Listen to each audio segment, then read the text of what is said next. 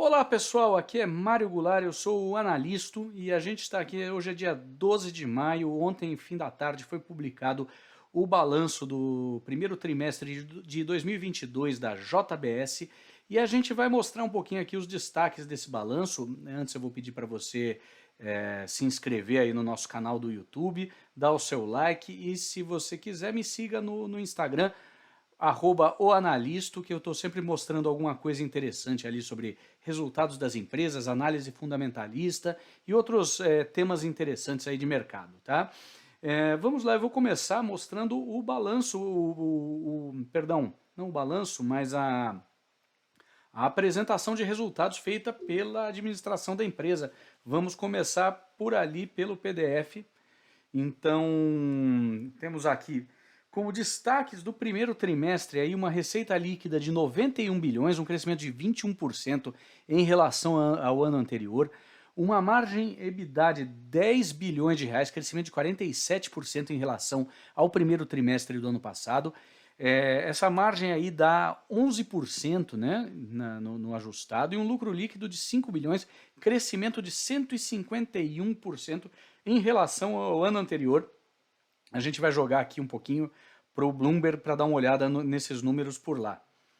Então eu estou aqui separando os últimos quarters, né, com o consolidado do ano de 2021, corroborando a esses números, uma margem líquida de 5,8, um pouco abaixo da margem do ano passado, mas a gente tem que ter em mente que o primeiro trimestre para as empresas, para esse tipo de empresa, empresas de carnes, é um pouco complicado, o negócio tem as suas peculiaridades. Então se a gente vai olhar aqui os primeiros trimestres dos últimos anos, a gente vê um crescimento dessa margem EBITDA praticamente constante aqui, de 2 bilhões e 700 em 2018 até 10 bilhões esse ano. A margem líquida também, tivemos um 2020 complicado aí no ano de 2020, mas temos um crescimento quase que constante aqui, de 513 milhões até 5,3 milhões, com melhoria expressiva de margem, tá? Depois a gente vai olhar um pouquinho a questão do fluxo de caixa livre, e existe essa peculiaridade que o primeiro trimestre é sempre um pouco complicado. Então tivemos esse número aí positivo. Vamos voltar aqui pro relatório da administração, né? Então a gente tem aqui os destaques operacionais e os números de cada uma das unidades da empresa. A gente tem que lembrar aí que tem Estados Unidos, tem Austrália, tem a operação de porco nos Estados Unidos, temos a Seara aqui no Brasil, a JBS Brasil, todas elas aí com boas margens, todas elas com crescimento de receita expressivo face ao ano anterior. A Seara teve aí crescimento, redução da margem EBITDA em relação da margem operacional em relação ao ano anterior, mas a JBS Brasil, a gente vê aqui um bom crescimento de 85,4% na margem nesse trimestre, né? Então temos números aí interessantes da empresa. A gente vai olhar um pouquinho mais aqui das questões de, como a gente falou aqui, da receita líquida crescendo, lucro líquido crescendo em relação ao primeiro trimestre do ano anterior. A geração de caixa livre, nós vamos detalhar um pouquinho no Bloomberg, ela teve uma redução aí, mas isso ela foi um pouco menos pior que no ano anterior. A gente vai olhar que no primeiro trimestre, a gente estava vendo, a gente sempre tem um número um pouquinho ruim. A geração de caixa livre é negativa. Você tem um período de CAPEX muito grande, você tem aqui uma questão de pagamento de dívida, você tem um consumo importante aqui da margem operacional para chegar na margem líquida. Se você olha o consolidado dos anos, a gente vê que essa margem, esse free cash flow, esse fluxo de caixa livre, ele é positivo na empresa desde 2018. Então, realmente é uma peculiaridade da empresa termos esse número acontecendo no primeiro trimestre, né?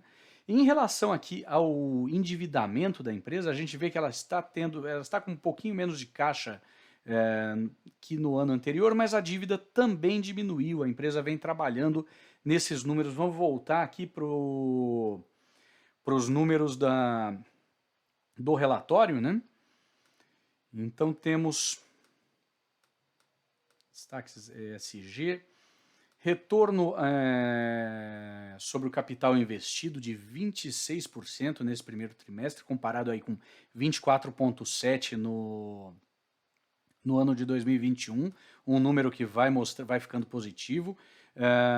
O ROI, o Return on Equity, o retorno sobre o patrimônio líquido de 52,1% nos últimos 12 meses, terminados aí no primeiro trimestre. Eles detalham aí um pouco as aquisições que eles vêm fazendo, aquisições de processamento de suínos na Austrália, Grupo Kings, um grupo de charcutaria italiana na Itália e nos Estados Unidos, a aquisição do controle societário da Biotech Foods, líder de desenvolvimento de biotecnologia para a produção de proteínas cultivadas em San Sebastián, no País Basco. Você vê que a empresa ela vem mostrando ser uma empresa global e vem trazendo aí números bastante interessantes depois de um período complicado. Todo mundo vai se lembrar aí do famoso Joesley Day em 2017, uma série de problemas que a empresa vinha enfrentando, e hoje ela vai trazendo números positivos. Aquele detalhe de novo, a questão do fluxo de caixa livre, né? Onde tivemos aí um consumo de caixa no período, mas ele ressalta, o primeiro trimestre tem sazonalmente a característica de consumir caixa devido à concentração de pagamentos de fornecedores e recomposição de estoques. Então essa é uma questão que deve ser lembrada sempre, né? Ele aqui analisa a questão da alavancagem da empresa. A gente vê que ela está se tornando, tanto em reais, uma empresa menos alavancada, em dólar esse número subiu um pouquinho, mas em comparação com o primeiro trimestre de 2021, a situação de alavancagem da empresa é um pouco melhor, ela vai melhorando, como a gente viu lá nos números do Bloomberg. Continuando aqui, a gente vai mostrar um pouquinho de como é a situação de preços da ação da empresa. Então, vou mostrar um pouco do gráfico dela no passado, tá? A gente vai mostrar aqui em um instante. Deixa eu navegar aqui para o gráfico da empresa. A gente vê que a empresa está aí numa estabilidade grande de preço. Até muitos têm sugerido box trades de opções, alguma coisa desse tipo, porque ela vem se movendo aqui desde setembro do ano passado nessa faixa entre R$ 34,00 e R$ 40,00, sem beliscar muito aqui, tentou beliscar um pouco a margem de 200 dias, mas nos últimos 5 anos, corrobora aí o número que a gente falou, ela vem subindo bastante. Desde o choque ali do Joesley Day em 2017, a empresa teve uma performance interessante, sofreu um pouquinho aqui, como toda empresa, no Corona Crash, mas dos R$ 15,00 lá de março de 2020 até os quase 40, voltando um pouquinho, ela vem sendo uma empresa interessante. Os analistas aqui, de 17 analistas que cobrem a empresa, 15 dão compra e 2 recomendam manutenção, com preços-alvo bem mais altos. Lógico que ela teria que melhorar bastante sua lucratividade, né? Oferecer um lucro líquido mais interessante para justificar esses valores, mas ainda assim ela continua sendo uma empresa bem interessante para o investidor, principalmente porque ela é uma grande exportadora, então ela fornece um hedge natural aí contra o dólar, não só exportadora do Brasil, mas como ela tem muitos negócios, como a gente viu nos Estados Unidos, alguma coisa na Europa, negócios na Austrália, então é uma empresa verdadeiramente global. Essa é uma característica importante da JBS. Ainda falando da dívida da JBS, a gente vai dar uma olhadinha aqui em outro elemento do relatório, que é a questão do cronograma de amortização da dívida da empresa, vendo aí que ela tem feito programas de recompra de ações, né?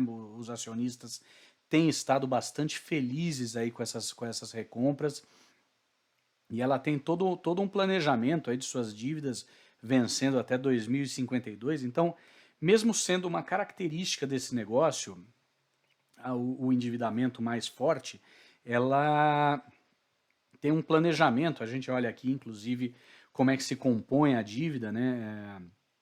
90% da dívida é dolarizada, só 10% é em reais, com o custo médio de dívida, né, de 4,10% ao ano para os Estados Unidos, 6,67% por ano no Brasil. E como é que ela funciona? São 63% em bonds da empresa, 7% em CRAs, créditos e recebíveis do agronegócio, 16% em bancos comerciais e 14% em term loans.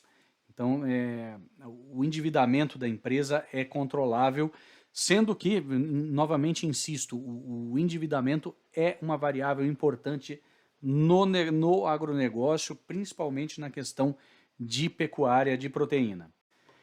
Eu quero concluir falando um pouco do que eu vejo como os desafios da empresa aí para frente, né? Vamos lembrar que os principais insumos da JBS, que são milho e soja nas rações animais, estão sofrendo uma pressão de preço aí, sobretudo com a questão da guerra na Ucrânia, né? Com a invasão russa na Ucrânia. E também com o petróleo, que está numa tendência de alta já há um bom tempo e sem perspectivas de reduzir seus preços aí no horizonte de tempo curto. Então eu acho que o grande desafio da JBS é ver como é que ela vai repassar para o consumidor final os seus custos em forma de preço, né? Essa é uma preocupação aí premente. De um modo geral, ela trabalha com margens relativamente baixas, então ela não tem muito espaço para grandes sacrifícios de margem para tentar manter o consumidor. Então esse é um desafio que eu vejo como importante. A empresa vem fazendo uma lição financeira razoável aí no trabalho com seu endividamento e vem mantendo aí o preço da sua ação já há quase um ano em um bom patamar, sendo que ela vem subindo de preço desde o Corona Crash, a ação vem subindo. Então esse é o grande desafio que eu vejo. Eu queria também terminar agradecendo a colaboração do Anderson Werner, que é um colaborador da Investify, me ajudou bastante aí, nós conversamos um pouco ontem e hoje, antes de eu preparar esse vídeo, então eu queria mandar aqui meu abraço e meu agradecimento para ele. Pessoal, espero que vocês tenham gostado, eu estou à disposição de vocês para quaisquer dúvidas aqui pelo canal de comentários do meu canal no YouTube ou então pelo Instagram. Um abraço para vocês e uma boa tarde. Até mais.